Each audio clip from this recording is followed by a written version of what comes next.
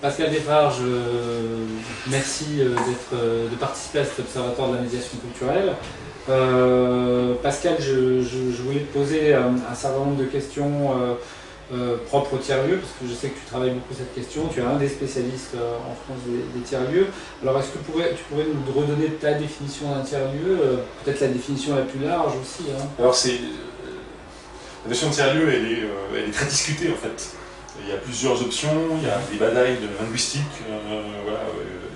voilà, épistémologiques aussi, sur voilà, qu'est-ce que serait un tiers-lieu. En tout cas, déjà, c'est pas un lieu. Vous voyez, je vais peut-être vous surprendre, mais c'est surtout pas un lieu. Alors c'est piège comme mot, parce qu'il y a le mot tiers, le mot, voilà, comme tiers-état et tiers-secteur, dont vous faites partie d'ailleurs, à culture du cœur. Mais c'est pas un lieu, c'est d'abord un système d'interaction sociale. C'est d'abord une structure sociale. Donc, pour moi, par exemple, un des premiers tiers-lieux, c'est Wikipédia. Si vous prenez le modèle de Wikipédia, Wikipédia, c'est un espace public, en ligne certes, de contributeurs qui interagissent les uns les autres sur la co-construction, le co-design du savoir. Et donc, le modèle de Wikipédia est très intéressant, sauf qu'il est en ligne.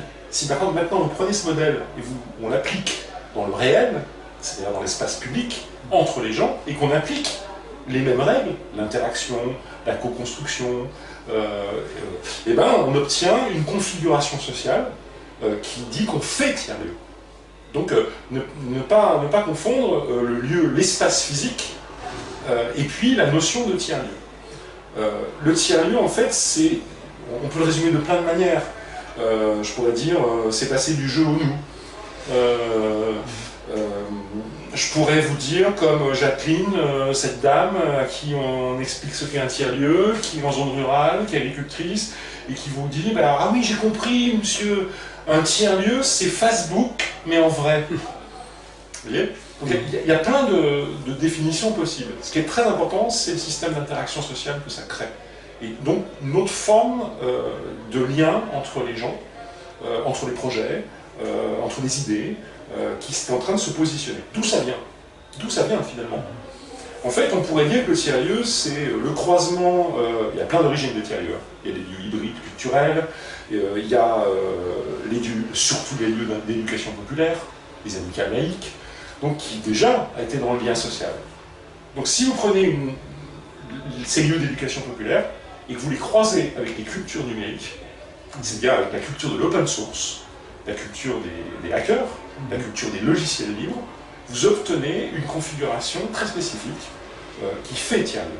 Parce que la notion de culture pair à pair, de réseau pair à pair, qui n'a pas de chef, hein, la notion de réseau collaboratif, peer-to-peer, n'a pas de chef, et où tout le monde peut se parler. Si tu prends un réseau social, n'importe lequel, l'interaction elle est pair à pair. C'est bien parce que tout le monde peut causer, se parler, interagir et partager qu'on crée le lien. Alors après, on peut créer du lien à des fins ultra-libérales et ultra-capitalistes, ça s'appelle Facebook, mais on peut aussi créer du lien pour créer un savoir commun, ça s'appelle Wikipédia. Mais le modèle est le même. Le modèle, c'est le pair à pair. Donc qu'est-ce qu'un tiers-lieu? C'est ce modèle pair à pair qui se pose dans l'espace public. Et donc forcément, ça change. Ça change l'idée de hiérarchie. Dans un tiers-lieu, il n'y a pas de chef. Il n'y a pas de hiérarchie dans un tiers-lieu.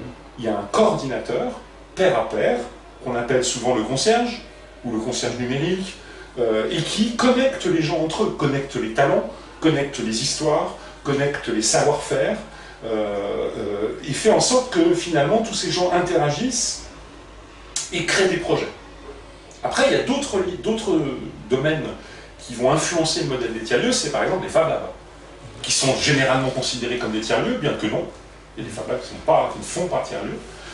Mais les Fab Labs, c'est l'ingénierie de projet collaborative autour du numérique, avec des outils, pas forcément une imprimante 3D d'ailleurs, ça peut être aussi du bricolage. C'est un peu, vous êtes au Grand Voisin, donc c'est un peu ce qui se passe au Grand Voisin. Et donc le modèle des Fab Labs, où on travaille ensemble autour d'un projet commun en fabriquant des objets communs, c'est aussi un des modèles qui influence le tiers-lieu. Autre domaine, autre caractéristique du tiers-lieu, et ça c'est fondamental, c'est la notion de bien commun. Hein, de commons good, de bien commun, l'idée des communs. Les biens communs, c'est pas les biens publics. Les biens publics, c'est le banc, ou le le feu rouge que vous payez avec vos impôts. Le bien commun, c'est une communauté de gens qui se réunit, qui partagent des valeurs autour d'un bien commun. Wikipédia est un bien commun, mais l'eau est censée être un bien commun, bien que le PDG de Nestlé ne le pense pas. Le soleil et l'espace est censé être un bien commun, bien qu'Elon Musk ne le pense pas non plus, puisqu'il va privatiser l'espace et en faire un espace commercial. Et c'est les futures mines du XXIe siècle, c'est des minerais rares, c'est l'équivalent de la révolution industrielle du XIXe qui va se passer dans l'espace. Donc les biens communs, ils sont questionnés aujourd'hui. Ils sont questionnés, c'est-à-dire où sont-ils ces biens communs? Mais les biens communs, c'est aussi l'idée, et c'est ce qui se passe souvent dans les Fab Labs open source, de la culture open source, c'est qu'on fabrique une table, les plans de cette table sont libres de droit, sont mis en ligne comme Wikipédia et partagés dans le monde entier. Moi je travaille par exemple en ce moment, pour vous donner, c'est très concret, sur un projet de tiers-lieu agricole, dans le centre de la France, après le Nevers. Il y a l'idée du machinisme agricole, de fabriquer des machines open source libres de droit, partageables entre tous les agriculteurs. Donc vous imaginez là, John Deere, l'idée d'un tracteur, et ça existe déjà aux États-Unis, hein, d'un drone par exemple qui va semer des graines, eh bien l'outil va être un bien commun. C'est-à-dire que je vais pouvoir télécharger toi ou moi ou à l'autre bout du monde, et donc les tiers-lieux sont des propulseurs de biens communs, sont des plateformes qui produisent des communs. Et ici encore au grand voisin, c'est très symbolique, mais on crée des communs. Voilà. On retrouve des notions que nous on défend en médiation culturelle, qui sont celles de la co-construction, qui sont celles aussi de considérer qu'il y a un espace immatériel et symbolique qui a de la valeur pour les gens aussi, cette culture, la reconnaissance de cette culture immatérielle. On retrouve tous ces données-là. Alors, on s'est demandé aussi, alors déjà tu as répondu à ma deuxième question, est-ce qu'il faut un bâtiment pour créer un tiers-lieu? Non. Pas forcément. Non. Alors attention, il y a une autre dimension. Si maintenant on parle du lieu physique, de l'espace en fait, au lieu de parler d'espace tiers-lieu, il y a effectivement près de 1200 espaces tiers-lieux en France aujourd'hui, de toutes sortes de thématiques. Hein. Et ces espaces, le principe de conception de ces espaces, c'est surtout pas que ces lieux soient commandités par une hiérarchie qui subsume le tout. Donc c'est pas un élu qui a dit on va faire un tiers-lieu et puis les équipes techniques de la collectivité vont faire un tiers-lieu. Non, un tiers-lieu n'existe que parce qu'il y a une communauté qui l'invente. Sinon c'est pas un tiers-lieu. Enfin, à mon sens. C'est-à-dire c'est parce qu'il y a une communauté de gens, de citoyens, voilà, qui se réunissent, pensent ensemble et co-designent, co-construisent ensemble le lieu, qu'un lieu physique va émerger. Et donc ce lieu, il va émerger d'une volonté collective. Et donc c'est un phénomène d'intelligence collective. La création d'un lieu physique. Alors évidemment, forcément, dans un tiers-lieu, on y retrouve, parce que souvent, moi je travaille beaucoup sur les médiathèques, et les médiathèques aujourd'hui sont des tiers-lieux de la connaissance, en tout cas c'est des orientations, des changements profonds de la notion de médiathèque, et on parle de troisième lieu en médiathèque au départ. Et c'est ni la maison, ni le travail, c'est un lieu de convivialité intermédiaire.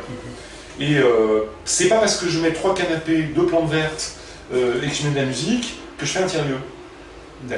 Aujourd'hui, il y a beaucoup de gens qui pensent qu'en mettant 3 canapés, on va faire un tiers-lieu. C'est pas le cas. Un tiers-lieu, c'est d'abord le produit d'une communauté et qui a une gouvernance collaborative. Il n'y a pas de chef. Il y a un système d'interaction qui est géré par 1 ou 2 ou 3 coordinateurs, ça dépend évidemment de la taille et du volume, et où tout est fait pour interagir et créer du lien intergénérationnel, lien interprojet, lien entre les jeunes eux-mêmes, etc. Et donc le lieu physique, il a forcément une scénographie, une mise en scène spatiale qui doit favoriser l'interaction. La circulation, le lien entre les gens, la visibilité physique aussi. Je vois les gens rentrer, je vois les gens sortir, il n'y a pas d'alcôve. Pareil, ce n'est pas parce que c'est un espace de coworking, ça pullule aujourd'hui, et aujourd'hui c'est carrément du business, hein, à très haut niveau. Un espace de coworking n'est pas un tiers-lieu en soi. Par contre, un espace de coworking peut être un outil dans un tiers-lieu. Un Fab Lab, avec des imprimantes 3D, peut être un outil dans un tiers-lieu.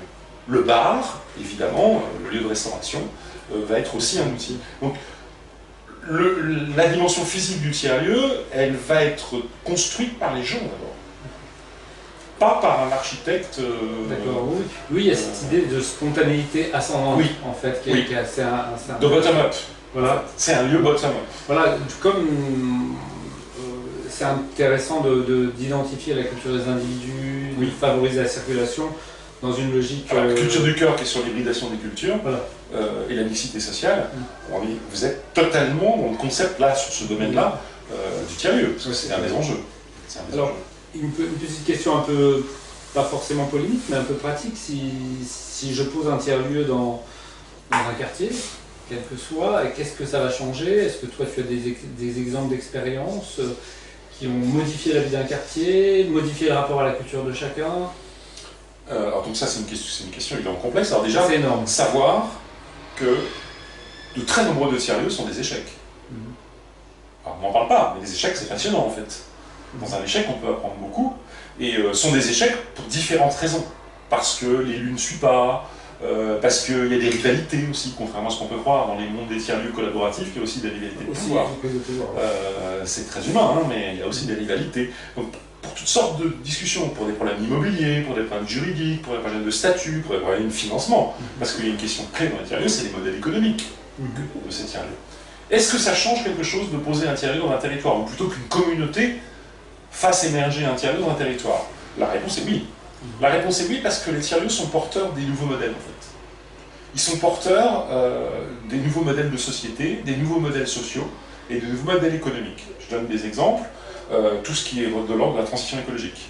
Dans les tiers-lieux, on fait des jardins partagés, on met en place des grainothèques open source, des bourses d'échange de graines, on met en place des ressourceries, donc on recycle aussi, ça porte les modèles de recyclage, de transition écologique, on met en place des accorderies, c'est-à-dire qu'est-ce que tu as besoin, qu'est-ce que je te propose. Et donc en fait les tiers-lieux sont des espèces de laboratoires. Je ne vais pas dire lab parce que je n'aime pas le mot lab, mais des laboratoires expérimentaux de nouvelles formes économiques, de nouvelles formes écologiques, de nouvelles formes sociales. Alors, tous ne sont pas dans ces modèles-là, mais de très nombreux quand même portent ces nouvelles cultures et ces nouveaux modèles. À commencer par exemple par l'économie circulaire. C'est-à-dire se réapproprier son espace de proximité, se réapproprier le manger, le boire, le vivre ensemble. Donc d'où l'émergence de l'agriculture urbaine, des jardins partagés, des ruches, de toutes sortes de choses qui peuvent se mettre en place. Et donc ce sont des lieux qui transforment leur territoire en amenant finalement le reste de la population autour vers des nouveaux modèles, mais sans l'imposer. C'est ça qui est très intéressant, c'est que ça peut, moi je dis souvent, les tiers-lieux pollinisent le territoire. C'est en douceur, c'est soft. C'est parce que je vais passer 2 heures avec toi dans un tiers-lieu qu'on va s'échanger une idée sur qu'est-ce que c'est une graine libre de droit, et petit à petit je vais m'intéresser aux graines, puis aux grainothèques, puis d'un coup j'ai rien partagé, et tout d'un coup, à force de venir, plutôt que d'imposer un discours théorique dur qui pourrait exister, une théorie des tiers-lieux, et bien finalement, la culture du tiers-lieu, les nouveaux modèles s'imprègnent en fait dans la population, entre les gens et les générations. Et ça, c'est passionnant, parce que ça, c'est très nouveau, cette idée de polliniser son territoire. Après, il y a des échecs. Il y a des échecs parce que soit la collectivité ne suit pas, soit parce qu'on a un élu qui n'est pas finalement dans le modèle, qui s'est servi du mot tiers-lieu simplement pour être élu. Vous voyez, c'est compliqué. Mais aujourd'hui, il y a eu un rapport national qui est sorti sur les tiers-lieux autour du coworking, du travail, et finalement, ce rapport était bien foutu, hein, bien fait, mais finalement la conclusion du rapport, c'est que c'est pas le travail qui est au centre, c'est un tiers-lieu est une fabrique de territoire. C'est ce qui est sorti du rapport. Et moi, je crois à cette dimension de fabrique du territoire depuis longtemps. À ce titre, moi je travaille depuis plusieurs années maintenant avec un tiers-lieu qui est un des modèles du genre en France, c'est la quincaillerie, dite quincaillerie numérique à Guéret. Vraiment, ce lieu est en train de changer les modèles. Parce que ça influence les gens qui passent. Les ados, ils disent on va à la quincaillerie. Ils sont appropriés le lieu comme leur lieu. Alors ils font faire du jeu vidéo, on peut faire toutes sortes de choses à la quincaillerie. On peut faire de la robotique, mettre en place des capteurs, faire du jardin partagé, fabriquer des objets, faire une expo. Et ce lieu est en train de changer le centre-ville, en fait, l'appréhension de vivre des gens. En fait. Tout à fait, à tel point que tu peux bien en douter, ça s'appelle la quincaillerie parce qu'il est installé dans une ancienne quincaillerie, en plein cœur de ville de Guéret. Je t'invite à aller visiter un jour, je t'en dirai. À tel point que ça a tellement bien marché que le président de la communauté d'agglo de Guéret, qui s'appelle Éric Correa, qui porte aussi le projet du cannabis thérapeutique à l'échelle nationale. C'est le même, comme par hasard, un nouveau modèle. Et bien à tel point qu'il a décidé d'investir sur un quincaillerie 2 qui est en train d'être construit là, en ce moment, qui est ouvert en octobre, donc tu pourras venir à l'invitation, et que le lieu quadruple de volume. S'est installé finalement dans un quartier plus prioritaire, en face à la médiathèque, et donc va continuer son travail de revitalisation du centre-ville. Un tiers-lieu peut être économique aussi, parce que là j'ai l'air de parler que du social et du culturel, mais un tiers-lieu c'est aussi les travailleurs indépendants, c'est aussi la revitalisation de l'artisanat. Si tu prends des artisans dans un quartier, par exemple à Paris, ou dans une ville en pleine zone rurale, une petite ville, ces artisans ils sont isolés, ils travaillent isolément. Si maintenant tu les regroupes dans un lieu, ils partagent des technologies, ils mutualisent l'administratif, et ils échangent des savoirs. C'est-à-dire que tout d'un coup, deux artisans ont des compétences différentes, mais en s'associant, peuvent avoir... Et bien là, tu as une tiers-lieu économique. À ne pas confondre avec les startups. Bien sûr. Voilà, parce qu'évidemment, de l'autre côté, il y a Startup Nation, donc il y a la culture des startups. Moi, ça me fait... Voilà. Startup, ça veut dire commencer. Hein. Donc, les startups, ça fait 15 ans qu'elles sont startups, donc au bout d'un moment. Enfin voilà, c'est une critique en soi, mais c'est pas le monde des startups. C'est un monde différent. Et c'est un monde où on réinvente aussi les formes de travail. D'où le rapport de Normandie sur le travail. C'est qu'effectivement, on travaille différemment. On travaille en collaboratif, on travaille en équipe. Et les tiers-lieux, par exemple, influencent les modèles de management d'entreprise. Ça intéresse beaucoup les entreprises. D'accord, parce qu'il y a une question d'efficacité. Parce que tout d'un coup, les gens s'entendent, il y a une dimension collaborative très forte, et la notion de chef n'est plus la même. Il y a toujours des gens qui décident. Même dans un tiers-lieu, les coordinateurs décident, mais ils décident jamais tout seuls. Ils décident, ils représentent en fait le collectif. Et donc si on prend ce modèle pair à pair de décision collective, contributive, collaborative, ensemble, et qu'on pose ça dans une entreprise, ça chamboule sérieusement les choses dans le management. C'est une autre option. Et donc se pose la question de la souffrance au travail, de la culture du petit chef, qui là, tout d'un coup, change. Exactement. Mais on pourrait poser le même modèle dans un grand théâtre, un grand musée, tu vois, dans d'autres structures. Oui. Et donc les tiers-lieux sont porteurs dans les territoires de ces modèles, pour finir de répondre à la question. Alors, justement, pour aller un petit peu même dans le sens de cette question, est-ce qu'ils n'existent pas déjà de façon spontanée au niveau des conseils citoyens, de l'amicale des locataires? Est-ce que quand on crée ces lieux-là, où la question culturelle est centrale, hein, quand même, tout à fait. Est-ce qu'ils n'existent pas déjà de façon spontanée? Alors, tu as à la fois tort et raison. Raison pourquoi? Parce que quand je parle moi, des tiers-lieux à un type qui a 75 ans, qui a fait 30 ans d'éducation populaire, il me regarde, il me dit, mais attends, tu fais ça pendant 30 ans, là, qu'est-ce que tu me racontes? Parce que c'est vrai, c'est complètement vrai.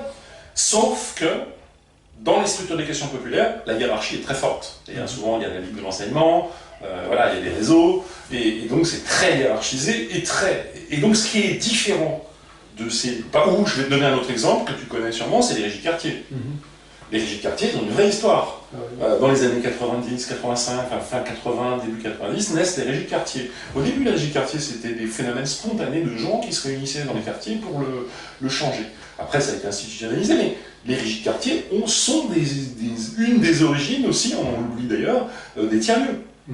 Les EPN, les espaces publics numériques, sont aussi des origines des tiers-lieux, puisqu'on jouait en réseau ensemble, on faisait des LAN parties numériques. Et donc il y a plusieurs origines. Et donc effectivement, tu as raison, la culture sociale française et ces lieux d'interaction qui existent depuis longtemps sont déjà le terreau, si tu veux, qui a préparé l'émergence de ces lieux nouveaux. Ces lieux nouveaux, ils ont quoi de nouveau? Ils intègrent la culture open source, les cultures numériques, le pair à pair. Ils intègrent une autre dimension de la contribution, en fait. C'est la différence entre la démocratie participative et la démocratie contributive. Le participatif, c'est très intéressant, parce que ça, c'est pourquoi c'est ta dernière question sur le politique. La culture, la démocratie participative, c'est tous les deux, nous, experts, on invente un théâtre, voilà, pour un élu. Et puis on a la maquette, tout le monde a l'architecte, et puis on fait rentrer tout le monde dans la salle des fêtes, les citoyens, on dit « Qu'est-ce que vous en pensez ?» Alors les gens disent, moi je voudrais un peu plus de bleu, un peu... Éventuellement, on va prendre en compte leur avis. Et on aura dit, on a fait de la culture participative. La démocratie contributive, c'est quand on conçoit le lieu entièrement avec les gens. Et on donne le résultat de cette co-invention, co-construction avec les gens à un architecte ou un programmiste qui se doit d'exécuter la volonté collective. Et donc là, on passe d'une dimension participative à une dimension contributive. Évidemment, le modèle de Wikipédia est une belle architecture du savoir là-dessus. Alors, alors là, on va aborder la question de la dimension politique. Est-ce que ça refait le monde? Est-ce que l'action entre travail social et territoire est optimisée? La relation, on va dire, entre travail social et territoire. Alors, une question un peu plus vaste, plus large. Celle-ci est très complexe. Ouais. Parce que dans l'enthousiasme de mes croyances personnelles, je pourrais dire oui, c'est merveilleux, tout est merveilleux. Non. Non. Puisqu'il y a plein d'échecs, parce qu'il y a plein de barrages, parce qu'il y a plein d'ostracisme, voilà, toute forme de racisme, et pas que forcément ethnique. Racisme Non, c'est pas si simple que ça. C'est pas si simple. On va dire que ça permet de poser une fondation, un fondement, qui peut peut-être faire société nouvelle ou utopie réalisable, ou utopie concrète. On dit souvent d'ailleurs qu'un tiers-lieu est une utopie concrète, ou une utopie réalisable. C'est souvent le mot qui sort. Mais un tiers-lieu, en fait, c'est un espace civique. Si je devais, moi, résumer, pour conclure sur cette phrase, je dis que pour moi, l'essentiel, le mot tiers-lieu a le don de m'agacer, alors des trucs que tout le monde utilise et que c'est un concept, mais pour moi, un tiers-lieu, c'est un espace civique. C'est en fait comment passer de l'espace public à l'espace civique. C'est ce qui se passe au grand voisin. Donc, c'est ça le fondamental. Et politiquement, c'est ça. C'est en fait un manque d'espace civique. C'est l'idée que dans nos sociétés occidentales, c'est moins le cas en Afrique ou dans le Maghreb. Mais c'est l'idée qu'on a perdu le sens de l'espace civique. Donc on a perdu, par exemple, le sens du rapport à l'ancien, aux vieilles personnes. Voilà, le lien intergénérationnel, il a été perdu. Et donc il faut recréer tout ça, parce qu'une vieille dame a beaucoup à apprendre à une jeune fille. Et une jeune fille, elle a beaucoup à apprendre à une vieille dame. C'est niais à dire ça, mais c'est vrai dans la réalité. Et donc ce qui est important pour moi, c'est de recréer des espaces civiques dans les territoires, au plus près des habitants, en hyper proximité, de favoriser le local. On dit souvent d'ailleurs que ces lieux internes... Il n'y a qu'en France qu'on emploie le mot tiers-lieu. Aux États-Unis, on dit shared spaces, collaborative spaces, il y a d'autres mots. C'est mondial. Ce qu'on est en train de décrire là est mondial en fait. N'est pas français, c'est mondial. Et donc on a remarqué que dans le monde occidental, on a perdu ces espaces civiques. Les cafés enfermés dans les zones rurales, les lieux de rencontre en fait. Et du coup, c'est ce que Culture du Cœur aussi fait la promotion, c'est-à-dire du lien social, de la rencontre. Et du coup, oui, ça peut être un outil de revitalisation des territoires si on le pense comme des espaces civiques. Est-ce que c'est forcément éphémère, un tiers-lieu? Est-ce que ça peut exister dans le temps? Est-ce que tu as des expériences comme ça de territoires qui t'ont semblé significatives par rapport à ça? Alors, avec la question qui se pose, c'est comme ça apporte aussi du bonheur aux gens à certains moments. De l'estime de soi. Voilà, de l'estime de soi. Beaucoup de gens se demandent, tiens, après cette aventure, qu'est-ce qu'on nous laisse? Voilà, donc est-ce que tu as une réflexion sur le fait que ça peut devenir des lieux durables, que dans ces tiers-lieux, il peut y avoir des actions types qui peuvent être essaimées pour avoir entraîné un certain nombre d'adhésions? Alors, sur le fait que si un tiers-lieu... Est-ce qu'un tiers-lieu peut être éphémère? Oui. Oui, c'est même, à la base, c'est réinvestir l'espace urbain, c'est ce que font les grands voisins. C'est l'urbanisme qu'on appelle l'urbanisme transitoire, c'est-à-dire, effectivement, une communauté de gens investit un quartier délaissé, c'est l'idée du squat. Et moi qui suis nantais, c'est l'idée de la ZAD.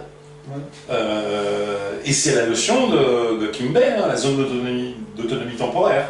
Zone d'autonomie temporaire. Ce qui est porteur dans ces lieux éphémères, c'est l'autonomie. On va être en autonomie. Autonomie économique, autonomie culturelle, autonomie sociale. Donc oui, à la base, profondément, une des origines des tiers-lieux, c'est les squats et les ZAD, qui sont encore en réactivés. C'est mondial, ça aussi. Et donc forcément, la notion d'éphémère, de jamais... En fait, c'est pas éphémère au sens de ça s'arrête, c'est éphémère au sens où le modèle est tout le temps en train d'évoluer.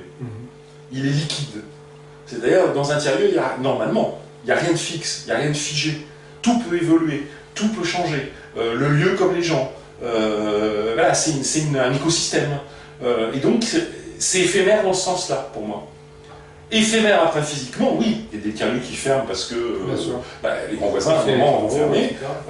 Mais ça peut être durable dans le temps, à condition que ça ne se fiche pas dans un modèle qui ne bouge plus. Oui, que ça devient un lieu de programmation. Voilà. On se coupe. Là, c'est la mort. Et en ce moment, on est en train d'institutionnaliser les tiers-lieux. Le gouvernement est en train d'institutionnaliser, à bonne ou à mauvaise raison, parce qu'il y a des dimensions électorales, je le dis, à un an des élections municipales et de la présidentielle. Donc on veut réactiver aussi le civisme avec les gilets jaunes. Donc ils sont en train d'institutionnaliser. Et effectivement, c'est une énorme question. Si j'institutionnalise, est-ce que je ne suis pas en train de tuer? Si je labellise, souviens-toi des ECM, des espaces culture multimédia, supprimés par Sarkozy en 2007.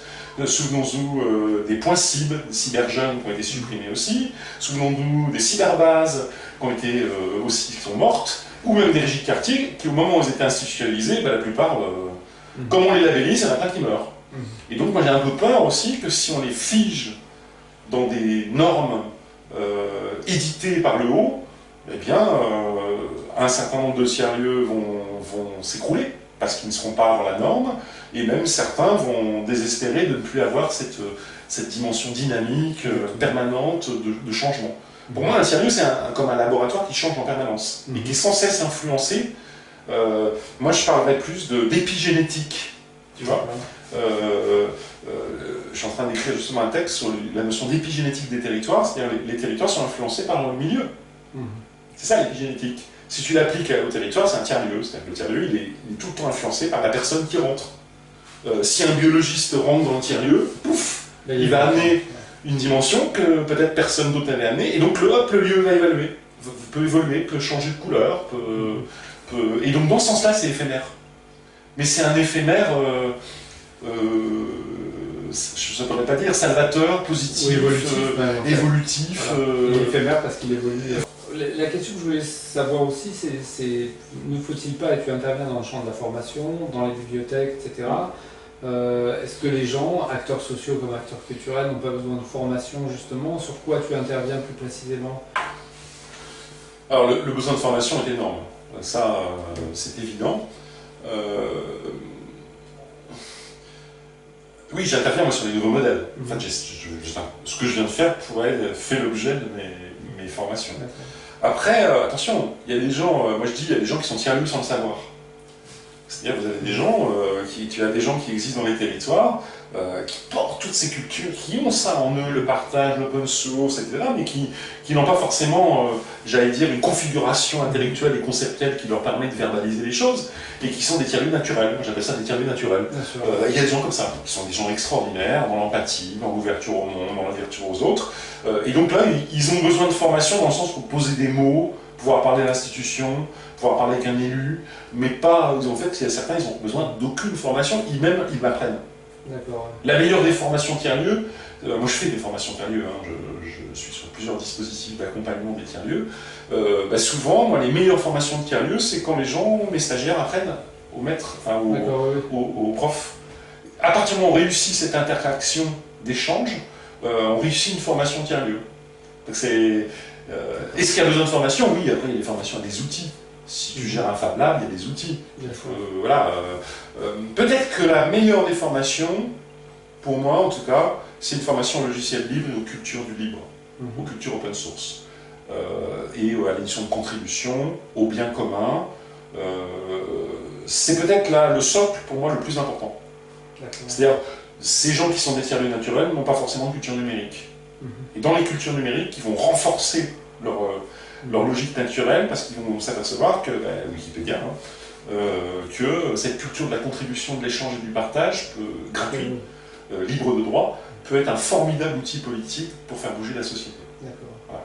Alors il y a une autre chose, je voulais revenir, tu es beaucoup intervenu dans le champ des bibliothèques, alors ça nous intéresse aussi, parce que les bibliothèques deviennent des lieux de médiation pour beaucoup de gens, hein. C'est très souvent là où ça se passe. Donc, quel regard tu portes sur ça? Alors ça c'est formidable, parce que moi j'ai écrit carrément des textes édités sur la notion de bibliothèque comme tiers-lieu de la connaissance. C'est parce qu'il y a une profonde mutation dans l'histoire des bibliothèques aujourd'hui. Tous les phénomènes de gestion d'une bibliothèques, ce qu'on appelle la bibliothéconomie, sont en train d'être automatisées. L'automate de prêt, ce qu'on appelle le SIGB, c'est-à-dire le catalogue en ligne, va être géré par l'intelligence artificielle, mais même la médiathèque elle-même, qui va devenir une maison intelligente, dite intelligente, Smart Library, donc gestion du chauffage, gestion, voilà, on pourrait imaginer même une bibliothèque sans bibliothécaire. Et ces bibliothèques sont en train de voir progressivement tous les phénomènes de gestion s'estomper. Et à partir du moment où il y a tous les phénomènes de gestion qui s'estompent, comment on pense l'accueil dans une bibliothèque? Dans les bibliothèques traditionnelles, il y a la dame, elle est derrière son comptoir avec sa douchette, et elle pipe les livres. Donc il y a un phénomène d'abord hiérarchique, parce que le comptoir s'arrête, et en fait on s'aperçoit petit à petit, ça c'est aussi une thématique que je défends, c'est qu'on voit au fur et à mesure des années la disparition de tous les guichets. Tous les guichets vont disparaître.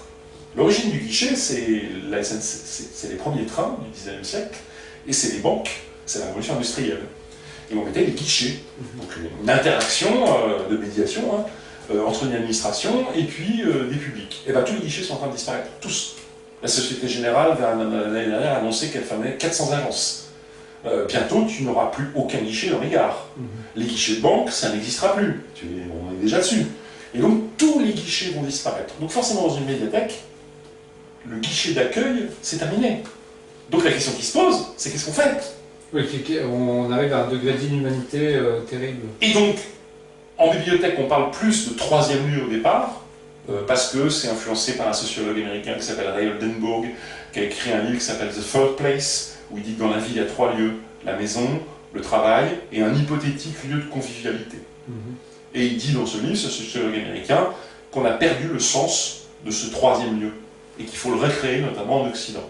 Donc c'est une des grandes influences, ça influencera beaucoup les bibliothèques en France, parce qu'il y a une jeune thésarde de l'ENSIB, qui s'appelle Mathilde Servet, qui va écrire la bibliothèque comme troisième lieu, et qui est une femme qui compte dans l'histoire des bibliothèques aujourd'hui. Et tout d'un coup, les bibliothèques vont s'apercevoir qu'elles doivent repenser leur lieu d'accueil. Et donc on passe de la gestion à la médiation. Et donc le changement structurel dans les bibliothèques, c'est cette culture de la médiation qui se met en place. Donc on va voir arriver les canapés, le café, la plante verte, ce qui augure d'ailleurs beaucoup de bêtises, parce que c'est pas parce qu'on met un canapé, une plante verte, qu'on fait un tiers-lieu. Ce qui va être important, c'est l'accueil, c'est-à-dire la personne qui accueille. Dans les médiathèques finlandaises ou hollandaises, par exemple, maintenant il y a des chargés de citoyenneté. Ça veut dire qu'il n'existait pas en bibliothèque. Et le chargé de citoyenneté, c'est celui, en fait, c'est l'équivalent du concierge dans un tiers-lieu. C'est celui qui accueille les gens et qui fait du pair à pair. Alors, on passe, moi je défends l'idée de bibliothèque contributive. Et je viens d'écrire un texte, il y a un livre qui vient de sortir là, sur les Fab Labs, la création numérique en bibliothèque, j'ai fait la conclusion de ce livre, et ça s'appelle la bibliothèque contributive. Et il y a une médiathèque en France qui est vraiment très en avance là-dessus. C'est une petite médiathèque rurale qui s'appelle la médiathèque intercommunale de Lezoux. C'est entre Clermont-Ferrand et Thiers. Cette médiathèque a été co-construite, co-inventée par 400 personnes. Et aux 7 salariés. Et aujourd'hui, cette médiathèque, qu'est-ce qui fait le programme de cette médiathèque? Les contenus, le projet de service, c'est les gens. Et donc, il y a des projets citoyens qui se mettent en place autour du savoir, par les gens eux-mêmes, par les citoyens. Et donc, les médiathèques d'aujourd'hui se doivent d'intégrer le citoyen dans le projet de service pour que les citoyens portent des projets. Je donne un exemple. À Lezoux, il y a un jardin partagé, il y a une grénothèque. Qui l'a mis en place? Pas du tout les bibliothécaires, même pas impulsé par les bibliothécaires. C'est deux anciens menuisiers à la retraite qui se sont dit, bah tiens, si on faisait un jardin partagé, alors ils ont construit. Alors bien sûr, la médiathèque finance le bois et la technique, mais tout a été fait et inventé par les gens. Et donc dans cette médiathèque extraordinaire, il y a plusieurs centaines de projets portés par les citoyens. Et elle a un adage. Médiathèque intercommunale de Lezoux, la médiathèque dont vous êtes le héros. Elle porte ce nom-là. Et donc, les bibliothèques se doivent maintenant, ont un rôle politique de revitalisation, elles aussi, des quartiers, d'être au plus proche et en proximité des habitants, et puis de proposer finalement un outil, un dispositif autour du livre. Ça ne veut pas dire que le livre disparaît, mais ça veut dire que le livre n'a pas la même place. On ne peut plus prétendre aujourd'hui dans une médiathèque à l'exhaustivité du savoir. Toi comme moi, quand on était jeune, on allait dans une médiathèque parce qu'on y trouvait des livres qu'on trouvait nulle part. Avec le numérique, la dématérialisation, aucune médiathèque aujourd'hui ne peut prétendre à l'exhaustivité. Donc à quoi peut-elle prétendre? À la qualité plutôt que la quantité. Au small data plutôt qu'au big data. Et donc pour moi une médiathèque c'est un outil qui doit faire comprendre aux gens les mutations du monde contemporain. Ça sert à ça une médiathèque aujourd'hui. Faire comprendre les changements de modèle, la transition écologique, les technologies, et les ressources documentaires et les livres doivent être le support des outils pour faire comprendre. Par exemple, dans les médiathèques, aujourd'hui, il y a des Fab Labs. On met des Fab Labs dans les médiathèques. Ce sont des outils. Et des outils qui permettent aux gens de comprendre les nouveaux modèles. Le do-it-yourself.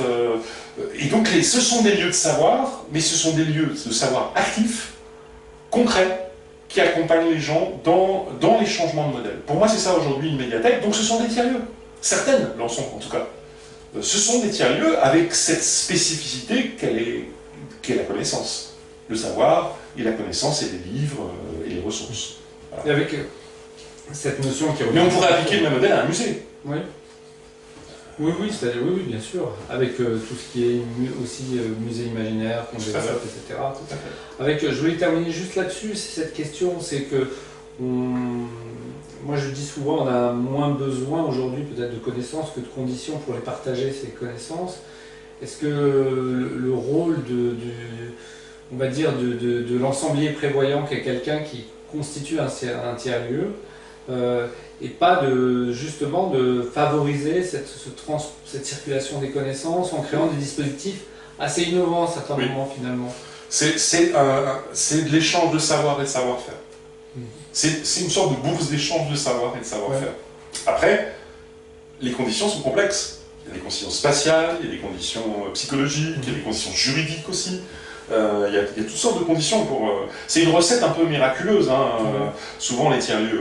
Il y a certains tiers-lieux, quand vous y rentrez, vous y sentez bien tout de suite. On sent qu'il y a quelque chose qui se passe. Et puis d'autres, où on sent que c'est artificiel. Que justement, il y a 3 plantes vertes et 2 canapés, et un zozo qui est là au milieu, et qui est censé accueillir. Et que les pillages sont toujours et on appelle ça un tiers-lieu, mais c'en est pas un. Et puis on rentre aussi dans des lieux qui ne se revendiquent pas tiers-lieux du tout. Ils s'en foutent d'ailleurs. Et qui sont alors là des lieux géniaux, qui sont en fait des tiers-lieux. Donc tout ça est d'une complexité inouïe, c'est pour ça qu'il ne faut pas du tout les labelliser. Il ne faut surtout pas les labelliser. Il faut leur laisser cette spontanéité-là, et comme tu disais toi-même, la dimension éphémère en fait. Cette porosité aussi. Oui. Voilà. Et c'est difficile à comprendre quand on est dans un cadre administratif, politique, d'un conseil régional, d'une collectivité, de l'éducation nationale. L'éducation nationale lance aussi un projet autour des tiers-lieux éducatifs, tu vois, sur l'éducation inversée justement. Et du coup, il y a, si tu veux, une tension, un rapport de tension entre des structures institutionnelles normées, cadrées, et puis ce côté éphémère et un peu pirate. C'est pas un peu pirate d'ailleurs, parce que c'est le monde des hackers aussi. Décalé, toujours en mouvement, jamais fixé. Il y a un décalage. Il y a un frottement en fait. Voilà. Question que je voulais aussi, tu as été sollicité pour... on t'a interpellé sur le Conseil national des tiers-lieux, c'est ça? Non, plutôt sur le CGET et puis la Banque des territoires. Comment tu envisages cette relation? Qu'est-ce que tu leur as apporté? Qu'est-ce que tu j'en sais rien. Pour l'instant, je ne sais pas ce que je leur ai apporté. D'abord, je ne suis pas tout seul. D'accord. On a été repérés, voilà, il y a plein de gens, peut-être même parfois bien plus brillants que moi autour des tiers-lieux. Donc c'est des collectifs en fait. En fait, ils ont été sonnés à la porte de tous les gens qui parlent des tiers-lieux depuis plusieurs années. Voilà. Et donc on s'est tous retrouvés autour d'une table, si vous voulez. Enfin, après, voilà, on est au tout début d'une réflexion. Donc il y en a qui sont très sceptiques, d'autres qui sont à l'écoute, d'autres qui sont ouverts. On ne sait pas quelle sera encore... c'est trop tôt pour le dire. Moi je sais ce que je n'ai pas envie. Après, il faut bien dialoguer avec l'État si l'État s'y intéresse. Enfin, c'est des options. Hein. On pourrait aussi refuser complètement de dialoguer avec l'État et rester zadiste.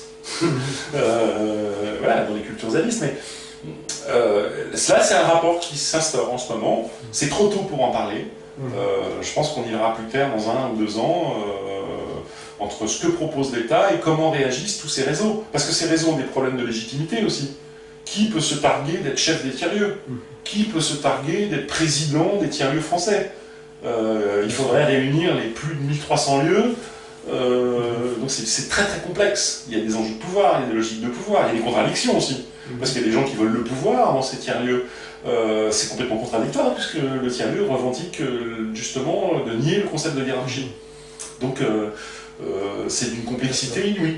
Il y a des jeux d'ego aussi, parce qu'il y a des gens qui sont des pionniers, des vrais, mais on ne peut pas leur retirer le fait qu'ils soient des pionniers, et c'est pas parce qu'on a été pionnier qu'on a raison toute sa vie. Voilà, et c'est pas souvent les pionniers d'ailleurs qui font les plus... Voilà, c'est d'une complexité inouïe. Voilà. Entre les gens qui ont l'impression de se faire manger leurs idées qu'ils avaient posées au départ, et puis des gens, et voilà, moi je pense beaucoup aussi à mes enfants, donc c'est clair. Ce qui me motive aussi c'est mes enfants. Et je me dis, bah, qu'est-ce qu'on leur prépare? Je me sens un peu coupable de tout ce qu'on a fait. Quand j'avais un temps, je jetais mes papiers par terre, et je jetais les poubelles n'importe comment, et je m'en foutais complètement. C'est pas du tout dans ma conscience. Donc forcément, ces jeunes générations, ils vous regardent aujourd'hui en disant, t'as fait quoi? Tu es responsable? Et ils ont raison. Donc le tiers-lieu, c'est un peu pour moi une sorte d'outil pour un peu... C'est un peu culpabilisant ce que je me dis là, mais de dire, bah, voilà, j'aurais fait au moins un truc pour préparer les générations futures à un nouveau modèle. Mais c'est des utopies. Tout ça, c'est l'histoire de l'utopie, de Thomas More, en passant par les utopies sociales, par les phalanstères de Fourier, par le familistère de Guizot. Tout ça, c'est l'histoire de l'espace civique. Et ça, on l'oublie un peu. Et souvent, je reproche aux grands Manitou des tiers-lieux, au sens, moi je les appelle les curés de la transition, d'oublier un peu que les tiers-lieux, finalement, c'est une histoire très longue. Les communautés hippies, les communautés d'avant-garde du début de siècle, en 1900, comme la communauté d'Ascona, où il y avait Loïc Fuller, où il y avait des danseurs, où il y avait Rudolf von Laban, où on faisait la libération du corps. Tout ça, c'est une très longue histoire. C'est l'histoire de l'architecture participative. Tout ça est une très longue histoire, et les tiers-lieux, finalement, c'est un aboutissement, avec les cultures maintenant open source et numériques, d'une longue histoire. Sauf qu'on a perdu le sens de l'espace civique. Et il est urgent de le remettre en place. Et là, c'est là où voilà, les pionniers des tiers-lieux, en tout cas, moi je les remercie parce que c'est des gens qui ont réimpulsé cette idée d'espace civique dans la société. Voilà. Pascal Desfarges, merci beaucoup pour cette participation.